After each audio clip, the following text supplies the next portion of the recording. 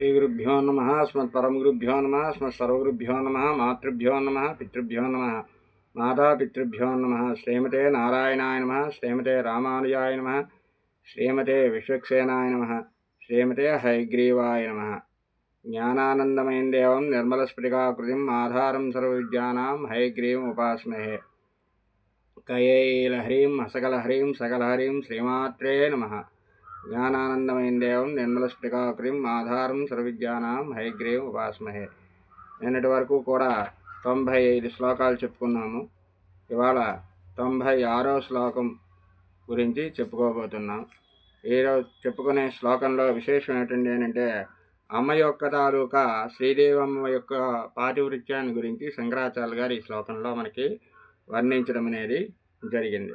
కళత్రం వైధాత్రం కటి కటి భజంతే న కవయః శ్రియో దేవ్యాః కో వా న భవతి పతిః కైరపి ధనైః మహాదేవం హిత్వా తవ సతి సతీనామచరమే కుచాభ్యామాసంగః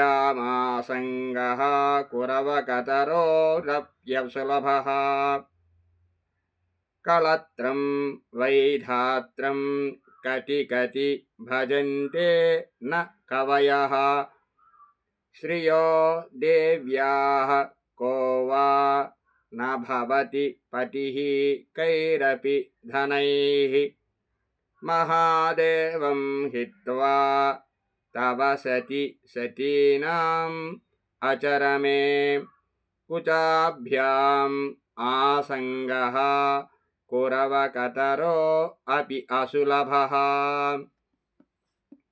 హే సతి, ఓ పతివ్రతా శిరోమణి పార్వతి, వైధాత్రం బ్రహ్మకు సంబంధించినదైన విధాతకు సంబంధించిన కళత్రం భార్య అయిన సరస్వతిని కతి కతి ఎందరెందరు కవయః కవులు న భజంతే సేవించడం లేదు, కవులైన వారు ఎవరూ సేవించడం లేదు. అంటే కవులంతా సరస్వతినే సేవిస్తూ ఉన్నారు. శ్రియాః దేవ్యా లక్ష్మీదేవి యొక్క పతిః భర్తగా కైః అపి ధనైః ఏ కొద్ది ధనముల చేత గాని ఏదో కొంత ధనము చేతనైనా కహ వా ఏ పురుషుడు నా భవతి కాకున్నాడు. ధనము కలిగిన ప్రతివాడు లక్ష్మికి పతి అవుతున్నాడు. సతీనాం అచరమే పతివ్రతలలో అగ్రగణ్యురాలైన ఓ దేవి, మహాదేవం పరమశివుని హిత్వా విడిచి తవ నీ యొక్క కుచాభ్యాం స్తనద్వయము చేతనైన ఆసంగ ఆలింగనము కౌగిలింత కురవకతరోహ అపి గోరింట చెట్టుకు సహితము అసులభ సులభము కాదు.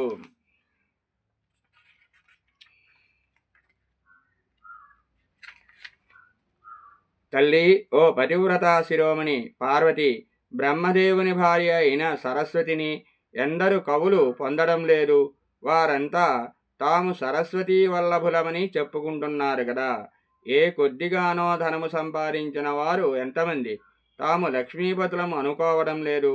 కానీ పతివ్రతలలో మొదట లెక్కింపదగిన తల్లి, నీ స్తనద్బంధముతోడి కౌగిలింద ఆ మహాదేవుడైన సదాశివుడికి తప్ప ఇతరులకు లభించదు. నీ ఉద్యానవనములోని కురవక వృక్షానికి దోహదము చేయవలసి వచ్చినప్పుడు సైతము ఆ వృక్షానికి నీ స్తనయుగముతోడి ఆలింగనము లభించడం లేదు.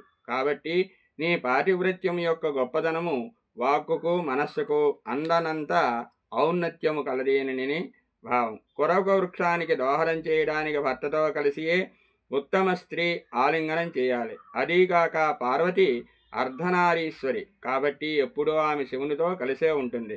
కాబట్టి పార్వతి కురవక గోరండ వృక్షాన్ని దోహదం కోసం ఆలింగనం చేసుకున్నా భర్తతో కలిసే చేస్తుంది. కానీ ఒంటరిగా కురవకాన్ని సైతము ఆమె ఆలింగనం చేసుకోదు.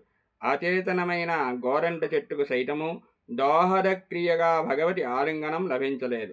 అటువంటి ఆ సమయంలో వేరే పురుషుడితో ఆలింగనము ఆమెకు ఉండదని వేరే చెప్పనవసరం లేదు కదా.